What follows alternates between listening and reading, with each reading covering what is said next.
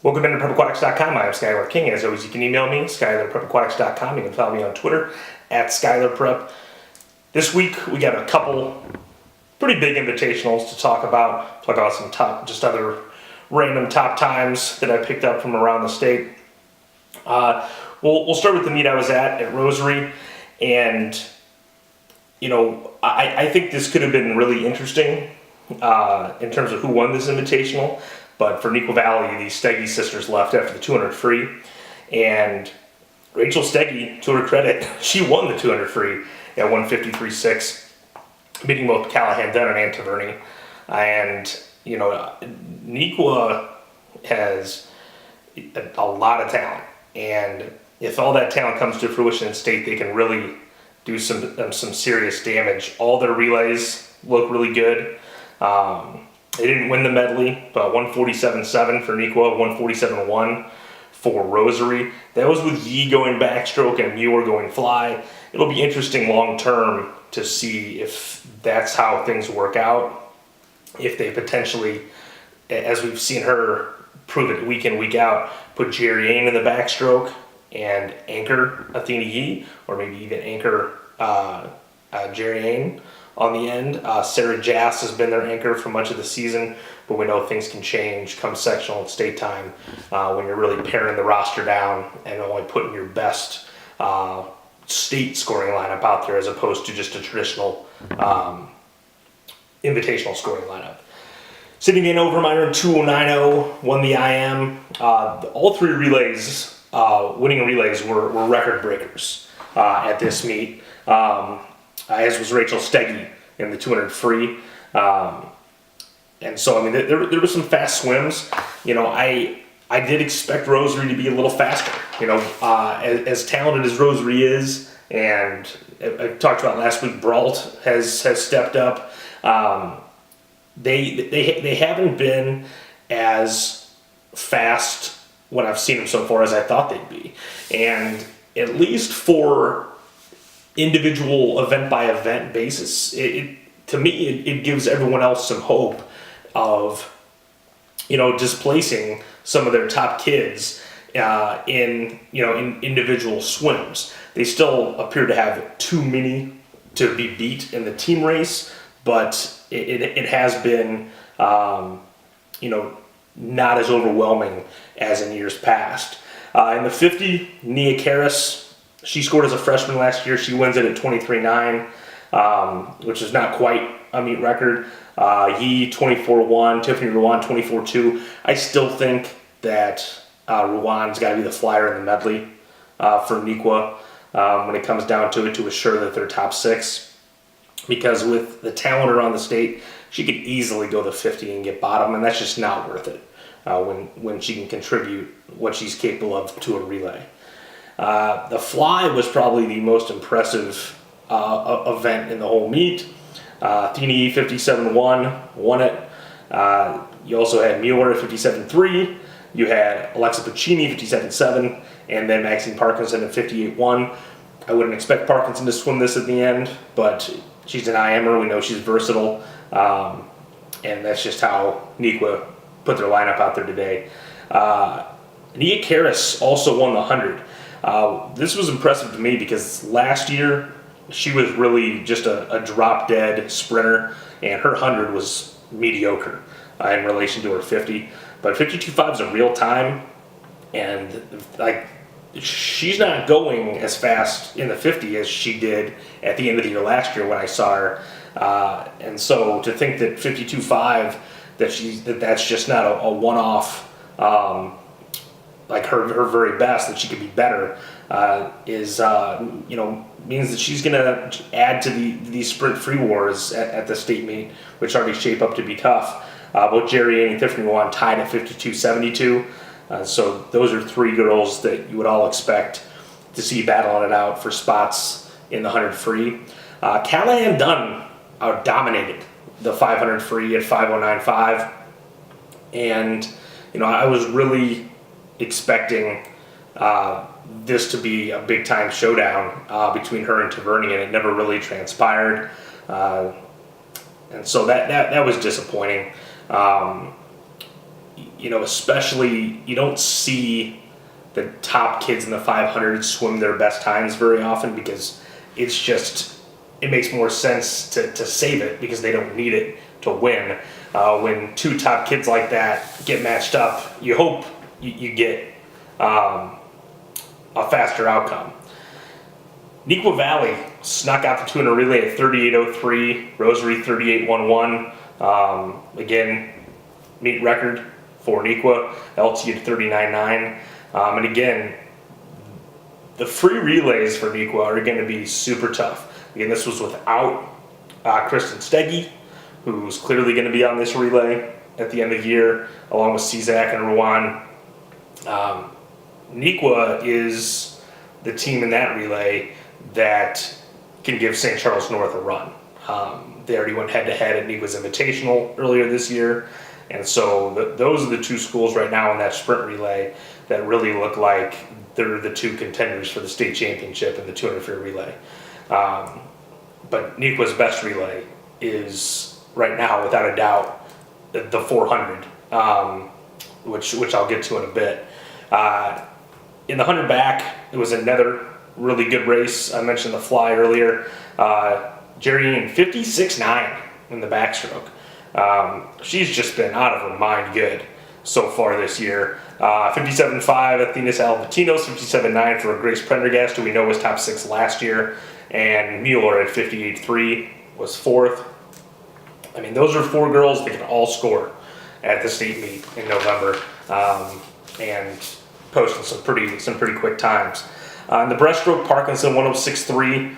She's definitely a top 6 contender there. We'll talk about an emerging talent in high school in the breaststroke here in a bit when we talk about our other meets. 107.44 for Divya Kale from Neuqua. 107.51 for Alyssa Brault, which was a heck of a swim. In Overmine, 108.09. And so, I mean, you see all the different kids for Neuqua flexing their muscles between Parkinson and Kale and Salvatinos and Rowan, and we know about Czak and Steggy in the 50. They've got a lot of different potential scorers. There's just not many of them that you think have swims that are locks for top 6 points. And that's really the difference right now between them and Rosary. Is because if someone was going to beat them, Rosary, I would pick Neuqua because they have the most girls capable of scoring. It's just a matter of, are they all going to show up with their best swim at state and not get unlucky and catch a 7th, because that's what happens at state when the competition for those top 6 spots is pretty tight in most races, and good kids end up in the bottom, and that's really the rub for these schools and why it's so valuable to have several girls that are potential scorers, and a lot of times 2 in the same event, to have basically the most lottery tickets to get one of those 12 spots in every race. So finally, the 400 relay, Rosary 3:34.2, Neuqua 3:34.2, 2:1, 2:4, both a second and a half under the previous record. LT 3:37.3. Again, this is a relay that probably Kristen Steggy would end up on, potentially. I don't think it really makes sense for her to go to second individual race.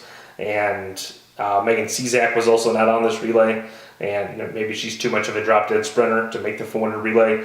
But what I will tell you is that, and this is one of my one-off times, Neuqua swam Waubonsie in a dual meet this week. Waubonsie doesn't have the talent to compete with Neuqua. Neuqua pretty much split up and dumbed down their relays. But they didn't dumb down the 400, but they did split them. But their 4 best girls added up to sub 3:31. And this makes them, to me, a pretty big favorite in the 400 relay. I can't tell you the last time I saw somebody go 3:30, or even add up like Neuqua to 3:30 in the 400 relay. And it just shows you there's some clear lines being drawn here early. The 145 for St. Charles North in the medley, the 136s for St. Charles North and Neuqua in the 200 relay, and then adding up to 330 in the 400 relay for Neuqua is a huge statement.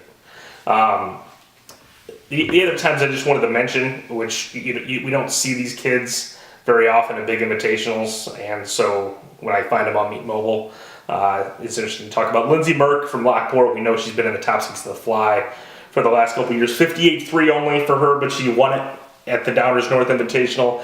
59.2 in the backstroke, an event that she's been bottom in. Nothing that really jumps out at you, but obviously she didn't need it. And then at the Lake County meet, which is historically one of the better invitationals every year, there were a handful of notable times. Barrington 49.0 in the medley. We'll have to see how that plays out at the end of the year. They went 336 in the 400 relay. That looks like probably their best relay. But as for as many of the good pieces as Barrington has, they really don't have enough sprinters, and that could really, that's going to be what cripples you when trying to get spots in the top 10, is not being able to score relays. Elsewhere at Lake County, probably to me the most impressive swim was Emma Gleason, 56.1 for Gleason. I realized we had a couple 55s. I still don't think that Stone is going to go the fly, and so this makes Gleason the second fastest flyer that's going to be competing in it at state that we've seen out there this year behind Mallory Jump. And we've talked about the two from Rosary. We've talked about Grunberger from Hinsdale, and Gleason, maybe if she's swimming like this, might be out there claiming one of those other spots in the top 6. And Merck, 58.3 isn't that special, but she's been there the last 2 years, and I haven't really mentioned her previously. It's kind of out of sight, out of mind for Lockport until the end of the year. But those might be your 6 in the fly, and it's going to be a pretty tough 6. Another year where a 55 might get left out. And if girls don't bail on it, and most of these girls don't have any other options event wise, the fly is pretty much their best race, so they're going to be in there. We also had a pretty nice race in the 500. This is sort of the race that I was hoping was going to transpire at the Rosary meet. Maggie Graves 5:05.6, Ellie Graves 5:08.0 for a Barrington 1-2, and then Casey Craffey 5:08. She 3. She of course scored last year for Vernon Hills, and the 500 has been weak. It's been, in my opinion, easily the weakest event in the state the last 5 years. And anyone breaking 10 during the year, it's got a shot to score, and in most cases, you don't even need to break 5 minutes to do it. So that means all these kids are within like a 7 seconds or so of a time that if they go at state on Friday, they're going to get a second swim out of it. So that's obviously a really good sign for Barrington there, but that kind of goes back to they don't really have the sprinters. They always seem to have the distance kids. The last race I want to talk about from them is the breaststroke. Allie Penrod, 106.3 wins it. We know she went 103 last year. She's going to be in the mix again. A girl whose name I hadn't seen before in the high school ranks is Hannah Liu, Lake Forest Academy, 106.57. Went and looked her up because, 106 is a nice in-season time. And it appears age-wise that she's probably a sophomore, although I couldn't verify that. But I USA Time searched her 103.0 last spring in the breaststroke. She doesn't have a second event that's state caliber, but 103.0, that's a top 6 contender, and so that's going to take a spot away from somebody, and it's going to get awful crowded When you talk about two from New Trier, the two we had here, Penrod and Lou, who've both been 103s, Van Overmyron from Rosary, the way Brault from Rosary is swimming, Parkinson we've talked about today. The breaststroke looked like it was going to be hit hard by graduation, but it could still potentially take a 102 to get top 6, which still be up there with the fastest the breaststroke's ever been at the high school state meet. Those are sort of the top times for this week. It's going to be, I think,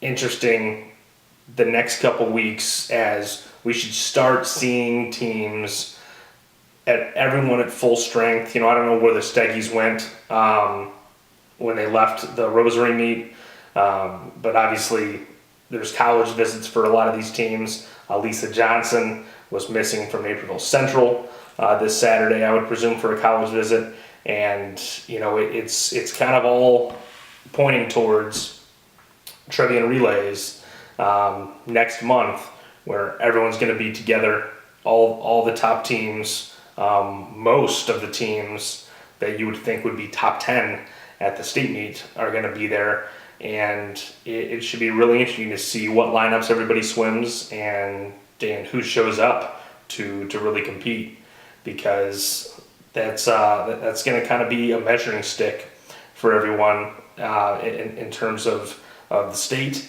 The only bummer, obviously, is that there's points motivation within that meet to swim your non-seniors in the JV. That ruins a lot of things at the New Trier meet in terms of your best matchups, your best 4 against my best 4.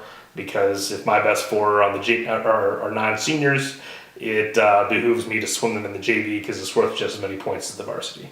And so hopefully that doesn't get ruined too much by those rules, and we see a lot of the Neuqua, St. Charles, New Trier, Rosary, all these teams, especially with the relays, be able to duke it out head to head and really see who's the best. I haven't decided yet where I'm heading this weekend. I'll figure that out and send out a tweet to let everyone know here in the middle of the week. But regardless, next week we'll be back recapping any other top results I can find, and obviously some more big invitationals here at prepaquatics.com.